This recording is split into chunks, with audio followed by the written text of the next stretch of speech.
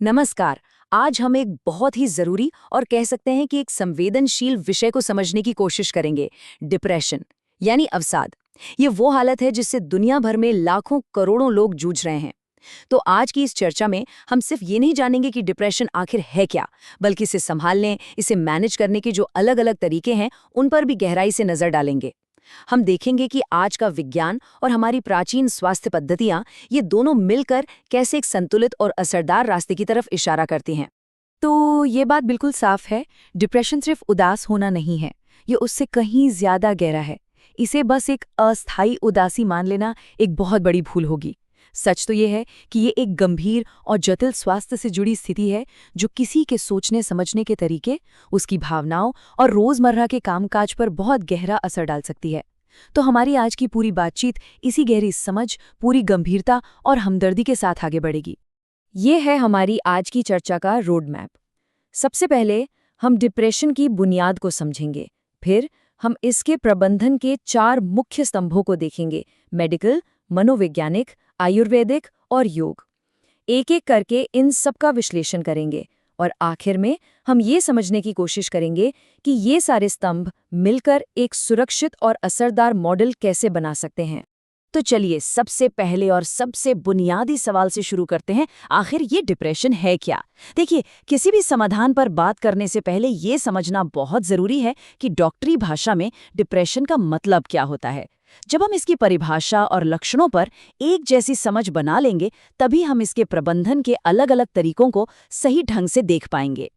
तो सबसे ज़रूरी बात जो हमें समझनी है वो ये है कि डिप्रेशन एक मेडिकल कंडीशन है, कोई व्यक्तिगत नाकामी या चरित्र की कमजोरी नहीं।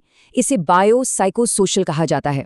इसका मतलब है कि इसके पीछे कई वजहें काम करती हैं। बायोलॉजिकल यानी हमारे जीन्स और दिमाग की केमिस्ट्री, साइकोलॉजिकल यानी हमारी सोच का तरीका और तनाव से निपटने की हमारी क्षमता, और सोशल यानी हमारे रिश्ते और हमारा माहौल। डिप्रेशन की पहचान किसी एक लक्षण से नहीं होती, बल्कि लक्षणों के एक समूह से होती है, जो लगातार कई हफ्तों या महीनों तक बना रहता है। जैसे मन का लगातार उदास रहना या फिर एनहेडोनिया। इसका मतलब है कि जिन कामों में पहले मजा आता था, जैसे दोस्तों से मिलना जुलना या अपनी कोई हॉबी, अब वो सब कुछ बेमतलब और बोझ लगने लगता है। इसके साथ ही नींद का बहुत ज़्यादा या बहुत कम हो जाना, हर वक्त थका थका महसूस करना और किसी भी चीज़ पर ध्यान लगाने में मुश्किल होना, ये सब इसके आम लक्षण हैं। ये कुछ ऐसे गंभीर संकेत हैं जिन्हें हमें कभी कभी भी नज़रअंदाज नहीं करना चाहिए।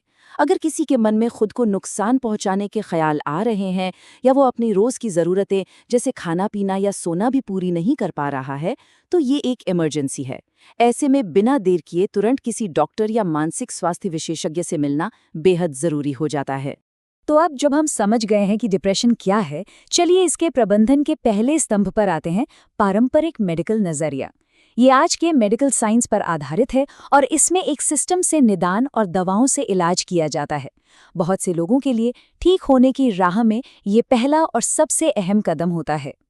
आजकल की मेडिकल दुनिया में एक तरीका अपनाया जाता है जिसे कहते हैं स्टेप्ड केयर। इसका मतलब क्या है?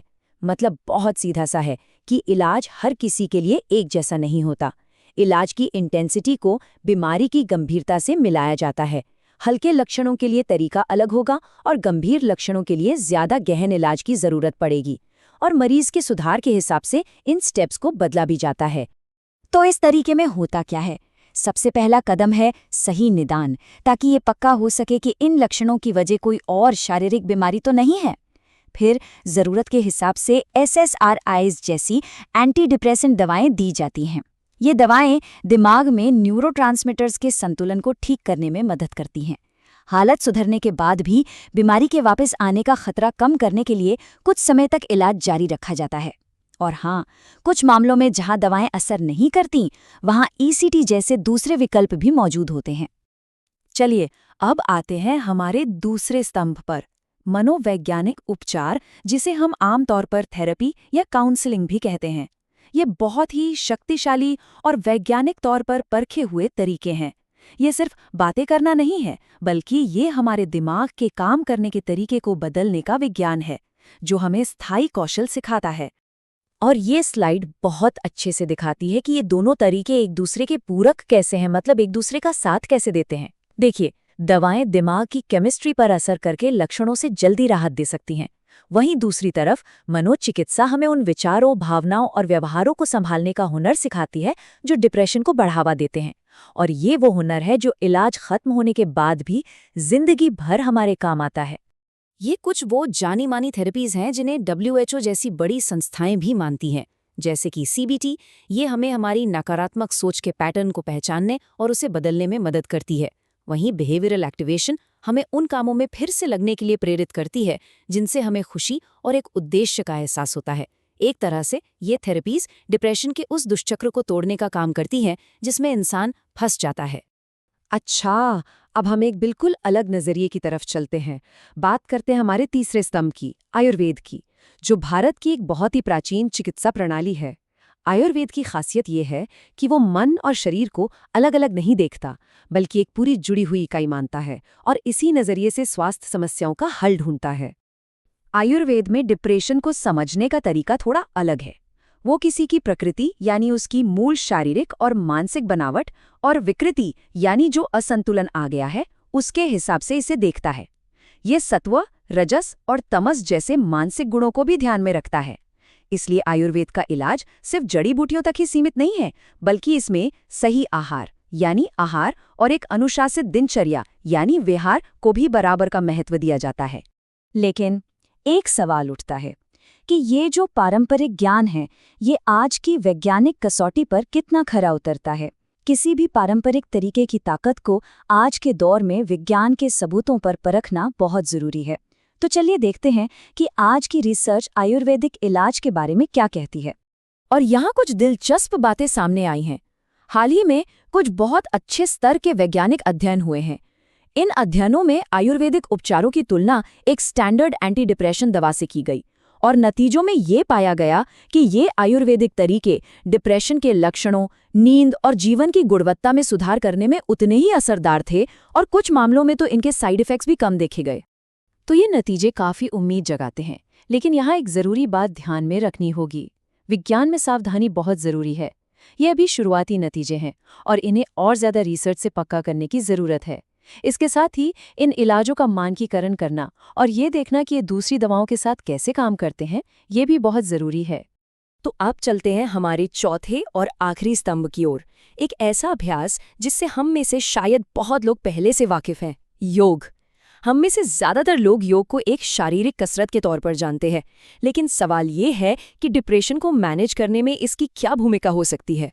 तो विज्ञान क्या कहता है योग के बारे में? देखिए, शोध ये साफ करता है कि योग अपने आप में डिप्रेशन का कोई अकेला इलाज नहीं है, लेकिन हाँ, ये एक बहुत ही असरदार सहायक यानी एडजंक्टिव अभ्यास जरूर है। कई बड़े अध्ययनों का विश्लेषण ये बताता है कि रोज योग करने से तनाव को कंट्रोल करने में, नींद की क्वालिटी सुधारने में और नकारात्मक विचारों के चक्कर को तोड़ने में बहुत मदद मिल सकती है, और ये सब चीजें मिलकर डिप्रेशन के लक्षणों को कम करती हैं। तो अब हमारे पास ये 4 अलग अलग स्तंभ हैं: मेडिकल, मनोवैज्ञानिक, आयुर्वेदिक और योग। तो सवाल ये है कि इन सबको एक साथ कैसे लाया जाए, एक ऐसे तरीके से जो सुरक्षित भी हो और असरदार भी। और इसका जवाब इन्हें बस मिलाने में नहीं है, बल्कि इन्हें एक एक करके एक परत की तरह इस्तेमाल करने में है। तो ये मॉडल दिखता कैसा है? देखिए, सबसे पहली परत यानी बुनियाद आधुनिक चिकित्सा की है। वो सही निदान, सुरक्षा और इलाज की सही दिशा तय करती है। उसके ऊपर आती है मनोविज्ञान की परत, जो हमें जिंदगी भर काम आने वाले कौशल सिखाती है।